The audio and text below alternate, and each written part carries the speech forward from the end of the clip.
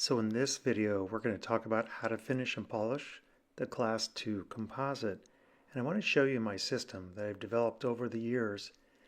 And this starts with the removal of flash with a number 12 blade or a posterior gold knife or curette. And this can be for the proximal or any other area you see. We'll then move into a finishing step, which would be to contour the proximal. And I like using OptiDiscs from the plum colored to the lemon colored. Follow this with removal of occlusal flash and refinement of the anatomy with a series of carbide burrs, or you could use fine diamonds, 7404, 7102, and 7901. We can then move into pre-polishing with Diacomp cups and points and create a high luster with the Diacomp feather lights, and this is the green and gray color. Finally, remove the rubber dam and adjust maximum intercuspal position and excursives with the patient seated upright in the chair, the 7404, cups and points, and followed by feather lights. The finishing blades, the KN1106, the SN1376, and a number 12 surgical scalpel are phenomenal. Finishing carbides, whether they be 12 fluted, 18, or 30 fluted, can be very, very helpful. This is my typical assortment of finishing carbides. When it comes to discs, there are many discs out there, but my favorite for sure, because they have a soft center and they have various sizes you can choose from, are the OptiDiscs from Kerr, although the others can be fine as well. When it comes to abrasives, there are many, many points on the market, and I've tested these thoroughly over the years.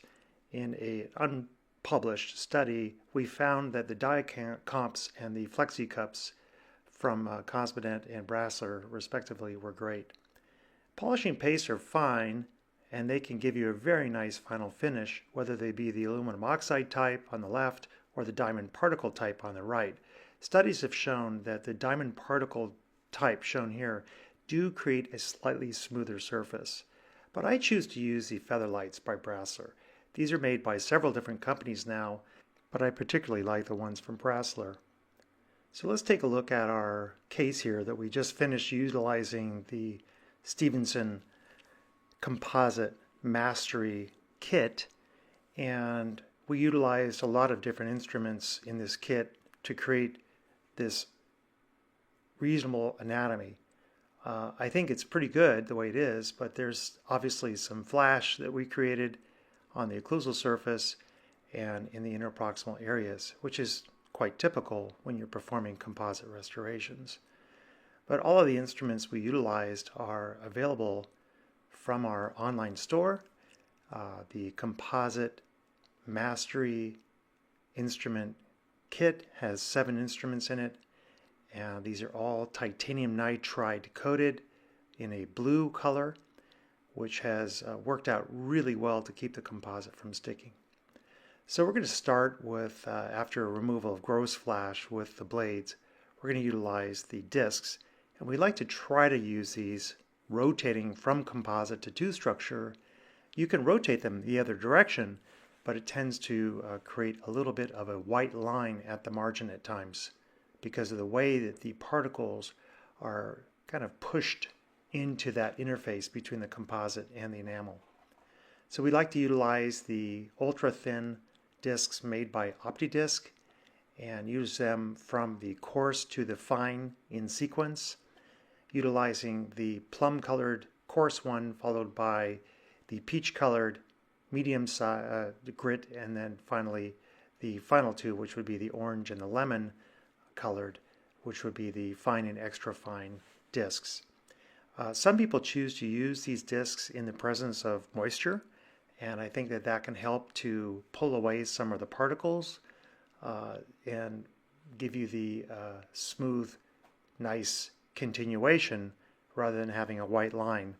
You see we have a white line here, and this will be easily removed with a flushing of the water and final polishing utilizing our polishing sequence coming up in the next step. So don't worry about that.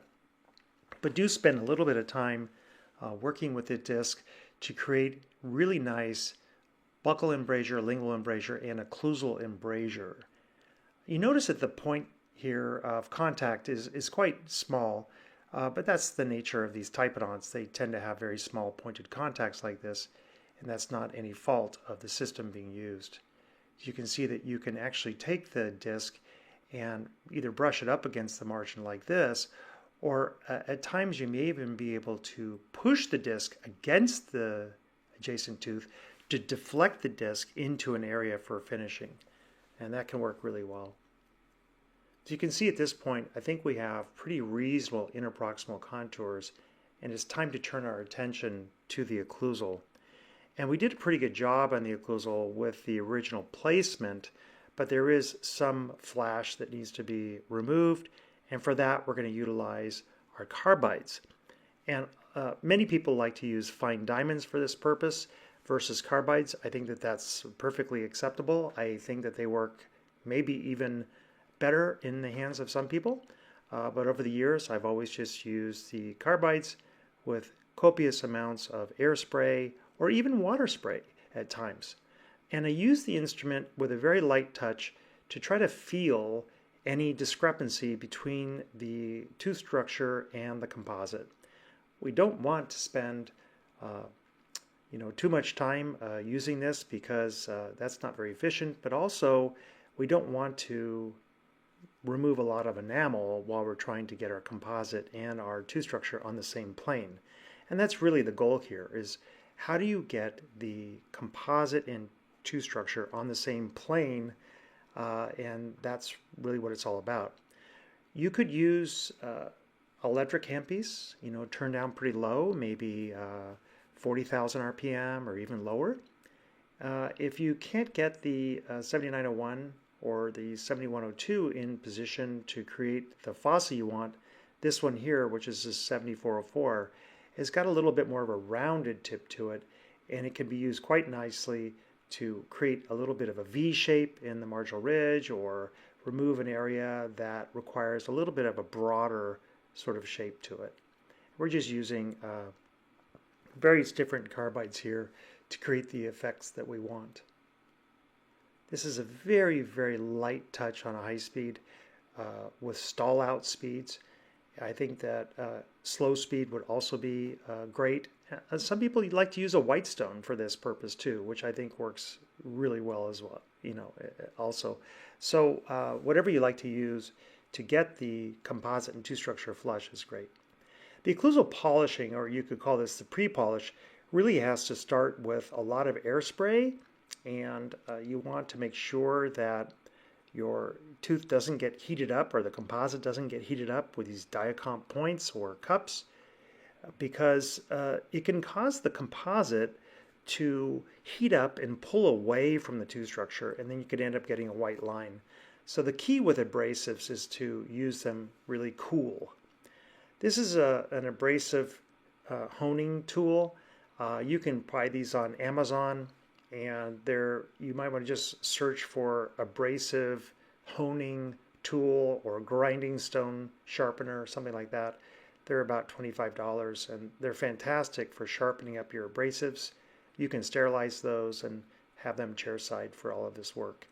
So I'm just using that to create a little bit more of a point so that I can get into the grooves and polish up those areas a little bit better. You'll never really be able to polish into the deepest groove areas. Those will always need to be left alone or perhaps rounded open if you wanted to get a true polish in there. But I like to just leave them sharp the way I created them with the Composite Mastery instrument kit, and then polish them best I can utilizing these points and cups. We're now working with the Diacomp Gray, which is the second cup in the series. And I don't really call this a polish, I call this more of a pre-polish. It's beyond finishing, but it's not quite at the stage where you would consider this a true polish. We're using the cup, and you notice that what I've done is I've used the point in the two abrasive step fashion. So I've started with the coarse one and moved on to the fine one, and then I go back to the cup and use the coarse followed by the fine. And this is one way to do it. Another way to do it would be to stay with the green on both and then move to the points on both colors. And then we're moving into the green for the feather light, followed by the gray to create the high luster. And this again could be used with copious amounts of air spray. We don't want to overheat the surface. We want to keep things nice and cool. I'm working by myself here in the laboratory, so I don't have my assistant helping me with cooling this off. So I'm kind of using a toothbrush here with a little bit of water on it to keep things cool. Obviously in the clinic on your patients, you'd be utilizing a air syringe to create the effect you want. We're now into the final step. If you wanted to use some kind of a paste, this would be the time to use it with the diacomp in position, and it could create a nice polish as well. I think that we found that it doesn't make that much of a difference to use those pastes, and we find that we can end up having a very nice final polish utilizing the brasser system as it is. So we're using a pretty high speed with a light touch to create the final polish on the composite. You can go over the interproximals, the occlusals, all areas to get a polish that looks pretty decent. So there's a pretty simple system of creating a nice final composite. I hope it's been helpful for you, and I would welcome your comments and feedback. And if you have any questions, feel free to make a comment in the section of comments on YouTube. Please visit our site for courses and dental materials. We are really growing and have been teaching students from all over the world. And it's been my great joy in life to give back from all those great mentors I've had into helping students perform better dentistry. So thank you very much for your time, and I hope you enjoyed this video.